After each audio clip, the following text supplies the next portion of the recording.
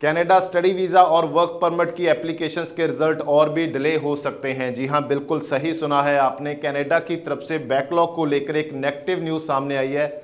IRCC ने जो अभी अपना लेटेस्ट बैकलॉग का डेटा अप्रैल 24 तक का रिलीज़ किया है, उसके अकॉर्डिंग 10,000 से ज़्यादा एप्लीकेशंस जो स्टडी वीज़ा की हैं या फिर वर्क परमिट की हैं, उनको बैकलॉग में रखा गया है। यानी कि एक मंथ में 10,000 से ज़्यादा एप्लीकेंट्स की फाइल को बैकलॉग में रख दिया गया है। आने वाले दिनों में ये डेटा और भी इंक्रीज हो सकता है। इस वीडियो में जो बैकलॉग का डेटा रिलीज किया गया है उसके बारे में बात करेंगे, क्या क्या उसमें मेन पॉइंट्स हैं। उसके बाद जो सबसे ज़्यादा जरूरी है कि मंथ वाइज बैकलॉग कैसे चल रहा है, कम हो रहा है, ज़्यादा हो रहा है, कितने परसेंट कम हुआ, कितने परसेंट ज़्यादा हुआ। उसके बाद जो एक्सपेक्टेड था आईआरसीसी का कि कितने परसेंट होना चाहिए अप्रैल तक और कितने परसेंट अभी एक्चुअल में चल रहा है। और लास्ट में हम बात करेंगे सभी कैटेगरीज के जो अभी लेटेस्ट प्रोसेसिंग टाइम चल रहे हैं ऑफिशियल वेबसाइट के अकॉर्डिंग, उसके बारे में।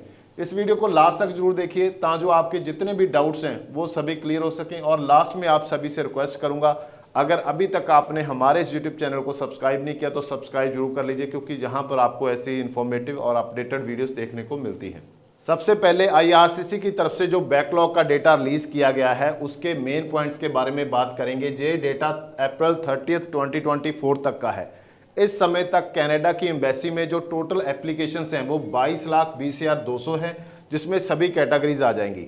अगर हम इसमें से 22,20,200 में से बैकलॉग की बात करते हैं तो करीब करीब 9 लाख है, 8,97,100। अगर हम सर्विस स्टैंडर्ड के अंदर की एप्लीकेशंस की बात करते हैं तो वो 13,23,100। अभी थोड़ा सा इसमें डिफरेंस समझ लेते हैं। जो सर्विस स्टैंडर्ड के अंदर वो मान रहे हैं, जो ऑफिशियल वेबसाइट है उनकी, वहां पर अगर आप किसी भी वीज़ा कैटेगरी का प्रोसेसिंग टाइम चेक करेंगे, अगर आपकी एप्लीकेशन उससे कम समय से लॉन्च हुई है तो उसको वो सर्विस स्टैंडर्ड के अंदर मान रहे हैं। अगर आपकी एप्लीकेशन को ज़्यादा समय हो चुका है, जो सर्विस स्टैंडर्ड टाइम उन्होंने बताया है उससे ज़्यादा हो चुका है, तो उसको वो बैकलॉग में मान रहे हैं। बैकलॉग में जब कोई एप्लीकेशन चली जाती है तो उसकी प्रोसेसिंग नॉर्मल एप्लीकेशंस के साथ नहीं होती। पहले जो वीज़ा ऑफिसर है वो नॉर्मल जो सर्विस स्टैंडर्ड के अंदर एप्लीकेशन है उनको प्रोसेस करते हैं, उसके बाद वो बैकलॉग को करते हैं। यानी कि जो एप्लीकेशन बैकलॉग में काउंट की जाती है उसका रिजल्ट बहुत ज़्यादा डिले हो सकता है। इसमें सबसे बड़ा जो नेगेटिव पॉइंट है, जो टेम्परेरी रेजिडेंस की एप्लीकेशन है, 10,000 एप्लीकेशन मार्च मंथ के बाद अप्रैल मंथ में और बैकलॉग में चली गई हैं।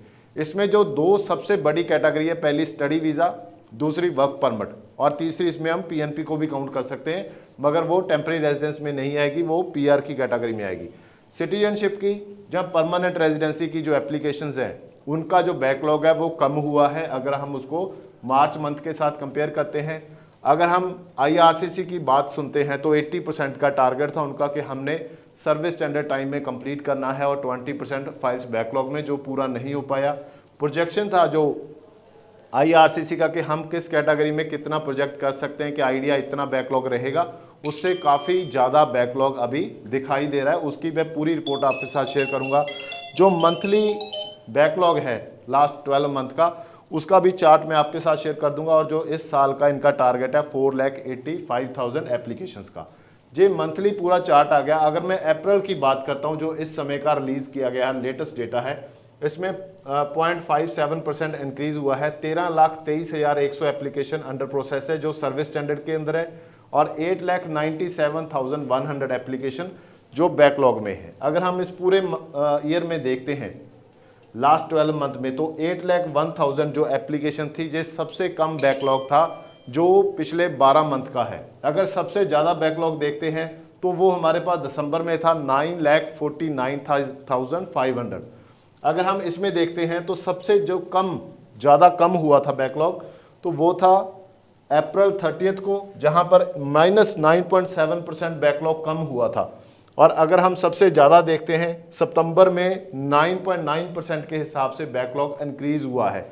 यानी कि ये पूरा डेटा है जो आपको 12 मंथ का, आप इसको पॉज कर वीडियो को चेक कर सकते हैं। ये प्रोजेक्टेड है जो आईआरसीसी मान रही थी कि इतना बैकलॉग हो सकता है, और ये आपका एक्चुअल है। अगर हम सिटीजनशिप की बात करते हैं तो आईआरसीसी 18% मान रही थी और 18% ही यहाँ पर शो हो रहा है। यानी कि आईआरसीसी का जो एक आइडिया था उसी के अकॉर्डिंग काम चल रहा है। उसके बाद जो सेकंड एक्सप्रेस एंट्री 15% आईआरसीसी का प्रोजेक्टर था कि 15% एप्लीकेशन बैकलॉग में हो सकती हैं। एक्सप्रेस एंट्री में 14% है, यानी कि जहां पर भी IRCC अपने आइडिया के आसपास रही। उसके बाद आ जाती है आपकी PNP की फाइल, 19% का आइडिया था और 23% यानी कि 4% एप्लीकेशंस ज़्यादा बैकलॉग में जहां पर चली गई हैं। PNP की फाइल्स पे थोड़ा सा रिजल्ट स्लो है। उसके बाद आ जाता है जो क्यूबिक की फाइल्स हैं 15 और 14%। मेन प्रॉब्लम जहां पर आती है जो टेम्परेरी रेजिडेंस की है 57%, अभी है 61% टोटल है, यानी कि 61% वो मान रहे थे, 57% अभी कम है, यानी कि वहां से अभी तक उनका कम है। मगर जो स्टडी परमिट के लिए वो मान रहे थे कि हम 19% से ज़्यादा नहीं जाने देंगे। स्टडी परमिट की एप्लीकेशंस पे जो बैकलॉग है वो 31% है, यानी कि हर एक 100 एप्लीकेशंस के पीछे 31 एप्लीकेशन बैकलॉग में जा रही हैं। अगर मैं वर्क परमिट की बात करूं तो 35% उनका आइडिया था कि बैकलॉग में जा सकती है, मगर आप देखेंगे 49%, यानी कि हर दूसरी फाइल जो वर्क परमिट की लग रही है, फिर चाहे वो स्पाउस ओपन वर्क परमिट की है, चाहे वो क्लोज वर्क परमिट जिसमें लीमिया यूज किया गया है, हर दूसरी फाइल बैकलॉग में जा रही है। ये सबसे बड़ा प्रॉब्लम है। स्टडी परमिट की बात करें तो स्टडी परमिट में जब से नया अपडेट आया उसके बाद बहुत कम एप्लीकेशन लॉन्च हुई हैं। काफ़ी समय तक तो जो अटेस्टेशन लेटर थे वो नहीं आए। अगर उसके बावजूद जो ये डेटा है, जो यहाँ पर 19% का आइडिया लगाया जा रहा था और 31% निकल कर आया है डेटा, तो ये आने वाले दिनों में आपके रिजल्ट को और भी स्लो कर सकता है। इसीलिए सितंबर इनटेक के लिए जो बच्चे अप्लाई करना चाहते हैं बिना देरी किए अप्लाई करिए, क्योंकि फिर आपका रिजल्ट डिले हो सकता है। ये लेटेस्ट प्रोसेसिंग टाइम है, ये प्रीवियस था, ये करंट है और क्या चेंज आया है। विजिटर वीजा आउटसाइड कनाडा 30 दिन पहले शो कर रहा था लास्ट वीक, अभी भी ये वीकली अपडेट होता है। इसको आप वीकली अपडेट उनकी ऑफिशियल वेबसाइट पर जाकर चेक कर सकते हैं। विजिटर वीजा आउटसाइड कनाडा, ये सिर्फ मैं इंडिया की बात कर रहा हूँ, अगर आपका कोई और कंट्री है तो आप वहां पर जाकर चेक कर सकते हैं। 30 दिन ही शो कर रहा था। इनसाइड कनाडा पहले 24 दिन थे, अभी एक दिन इंक्रीज हो गया है, 25 दिन हो चुके हैं। इनसाइड कनाडा मतलब कोई पर्सन कनाडा में ही है और उसने कनाडा से ही अपनी विजिटर वीजा की एप्लीकेशन लगाई है। पेरेंट्स और ग्रैंड पेरेंट्स के लिए सुपर वीजा की बात करते हैं तो वहां पर -5 दिन हुए हैं, पहले 52 डे थे, अभी 47 डे आपके प्रोसेसिंग टाइम शो कर रहा है। विजिटर वीजा एक्सटेंशन की बात करते हैं तो वहां पर 91 डे थे, अभी 2 दिन कम होकर 89 डे रह चुके हैं। विजिटर वीजा एक्सटेंशन उन लोगों के लिए होता है जो ऑलरेडी विजिटर वीजा पे कनाडा पे हैं और एक्सटेंड करवाना चाहते हैं उसको। उसके बाद स्टडी परमिट आउटसाइड कनाडा, ये सभी कंट्रीज के लिए सेम है, इसमें कोई प्रॉब्लम नहीं, आप किसी भी कंट्री से हैं।